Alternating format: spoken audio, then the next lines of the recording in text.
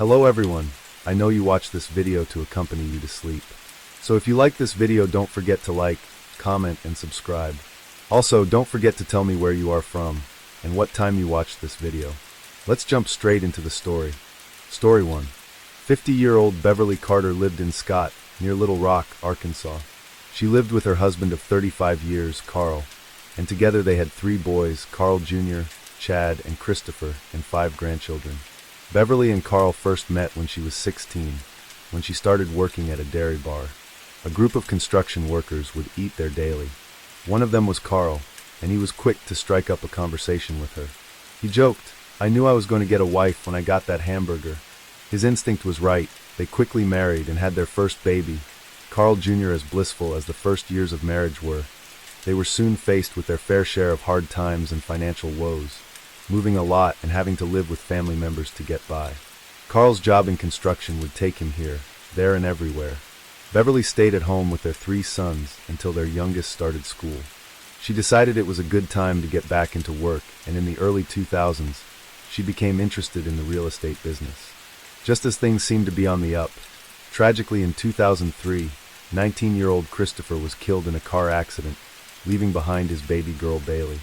At the time, and Beverly were living in a home they had designed and built themselves, but Chris had lived there as well, and there was now too much sadness attached to it. So they set about moving again. They eventually took an 11-year-old Bailey full-time, and more grandchildren followed Bailey. This gave Beverly and Carl so many reasons to smile and enjoy things again. Beverly adored being a grandmother and would half-jokingly beg her sons to have more babies. To say they were all close as a family would be an understatement. As Beverly and Carl hit their 20th anniversary, they renewed their wedding vows. When they got married all those years ago, it was at the city hall, and it was a quiet, quick, and low-key wedding. Beverly wanted to have this day to wear her dream dress and do everything they couldn't afford to do last time. She finally got her real estate license and joined Cry Like Realtor. Beverly had a natural flair, was confident, funny, and charming. Her friends said she had a personality that you couldn't forget and a big goofy laugh that just made you smile. This warm energy translated into big sales, and she soon became the top in the company and one of the top 5 realtors in the state. She was never one to slow down and was always looking for the next thing to get stuck into. As her 50th birthday was approaching, she started training for marathons and races, and she and Carl started traveling together. On the evening of the 25th of September, 2014, Beverly had a house viewing. The potential buyers were a young married couple seeking a change of scene. They were coming from a built-up city, and this house was nice and rural, very quiet, just what they were looking for. They wanted a quick buy and said they could pay in cash. This was all promising. Beverly had been keen to sell this place for a while, and things had been tight financially with less sales than she was used to, so she was crossing everything and hoping the couple liked it. By now she'd been in real estate for over a decade, and although she knew the potential risks of going to meet people alone, it had never caused her any issues before. She always wrote down the names and addresses, and shared them with her husband too, just in case anything happened. She told the potential buyers she would be at the house just before 6 p.m. She could swing by on her way back from work and pick up dinner for her, and Carl on the way home. She texted Carl saying having a showing today, Mexican later my treat. She gave him the address to 14202 Old River Drive in Scott along with the couple's names. Beverly said she loved him and would see him soon, and with this she set off in her car. Little did she know, or could have ever known, the names and details she had been given were completely fake. An hour would pass, then another, and soon it was almost 9 p.m. Carl had been getting nervous, but was trying to talk himself out of it. He phoned their son Carl Jr., he too worked in real estate, and told his dad that realistically it wasn't that late. She had probably just got caught up. Sometimes these chats could go on for longer than expected, but Carl Sr. wasn't so sure. He went straight to the address of the property, and here he found his wife's car parked outside. A small sigh of relief, she must be inside. But as he got out of his car, he saw that the front door was wide open, and none of the lights were on. He looked through the car window, and spotted her bag and notebook on the passenger seat. Inside the property, there was no noise and no trace of Beverly. As he reached the final empty room, his stomach lurched, and he grabbed his phone to call 911. The property was soon filled with Beverly's family, friends, and colleagues. It was now after midnight, 6 hours since anyone had last heard from her. Her closest friends in the agency all had a secret code for safety. They would ask work about a folder. So her best friend Brenda sent a text asking if she had left the folder on her desk. She got no response. As everyone huddled around on the cold, dark driveway, with only the lights of the police cars to see, her husband Carl's phone also lit up. It was a message from Beverly's phone, a moment of complete relief, until they read the texts. They said, "Sorry, phone been dead, having drinks now." Beverly did not drink. Everyone that she would normally be with was at the house, and she hadn't replied to anyone else's messages. Clearly it was not Beverly. A neighbor from across the house told the detectives that they had seen a black car pull up before Beverly's had got there. She described the man that got out as a skinny white male with short hair. The car had been parked oddly. The trunk was backed up close to the front door. The neighbor didn't see or hear anything else after that, but they did have a vague time and a description to work from. At the time, Little Rock did have a high violent crime rate, nearly quadrupled the national average in fact, and the police had a lot of lines of inquiry to look into. Beverly's phone was being tracked and had been on the move for a few hours, but it now appeared that it had been turned off or the battery had died. As the Pulaski County Sheriff's Crime Scene Unit combs through this home in Scott, real estate agent Stacy Medlock is searching the surrounding area. "We just want her safe. We want her safe, back with her family." Medlock and dozens of other agents posting flyers, asking for information, and looking for leads to find their missing colleague. If they have seen anything, any kind of vehicles, anything, let the police know. Pulaski County Sheriff's officers called to this home around September 30th, Thursday night, by Beverly Carter's husband after he hadn't heard from her for several hours. To reality check actually, to make sure people know where we are and who we are showing property to. When he had last spoken with her 4 hours earlier, she was planning on showing the home to a client. She did actually call and make the appointment, and I believe that they were checking out all the records. According to officers' reports, Beverly's husband found the scene much like this, her car in the driveway with her purse locked inside, but the door to the home wide open. When he searched the house, he found no sign of his wife. Sheriff's investigators processed the home for evidence throughout much of the day. This is just too close, it's just unbelievably unreal, just too close to home. Even as those who know Beverly are trying to process the fact she's still missing. Over 200 volunteers joined in the search, and soon the case had spread far past her small community. #FindBeverly was trending, and huge amounts of grounds were being covered. Fellow realtors joined in too, and a lot of firms closed in solidarity. Many places immediately started changing their practices. Agents began signing up for self-defense lessons and made sure people showed houses in pairs at the very least. Carl was still in shock, and in between searching for her, he was appealing using every media outlet that was running her story. I heard that she had a cash buyer, a referral to her, and she was kind of excited about that. By 9 o'clock I knew something was wrong. By 8 o'clock I knew something was wrong, but I'd give it till 8.30. I just would like to have my wife back. I beg anybody, just take her over and drop her off on the sidewalk and keep driving. I ask of that right there. There's some crazy people out here in the world. I mean, sorry, there is. And I just pray that they'll be better than. Beverly's been doing it for about 12 years. She knew what she was doing, she was dang good at it. But just don't take with one crook. The first place they obviously needed to hone in on was the house she was looking after the listing for. Who had she met that day? Who is this mystery cash offer couple? The names written in her notebook were Stephen and Crystal Adams, but the phone numbers attached had recently been created using another phone. None of these details were real. The person that had set them up had to have a real number to be able to do this, and working backwards it gave them a name, Crystal Lowry. Running her details through the system turned up nothing. She had no criminal record, but her husband, Aaron Lewis, did. The 33-year-old was a serial offender with a string of prior convictions, starting at just 14 years old. He spent 6 years in prison for robbing a bank, got out and started transporting stolen cars. He had committed fraud, scammed people, robbed houses and businesses. Aaron was now estranged from his wife Crystal, but they still lived together, so investigators started closely monitoring their home, but Aaron was clearly on the move. They issued a bolo, or be on the lookout, so people could see his face.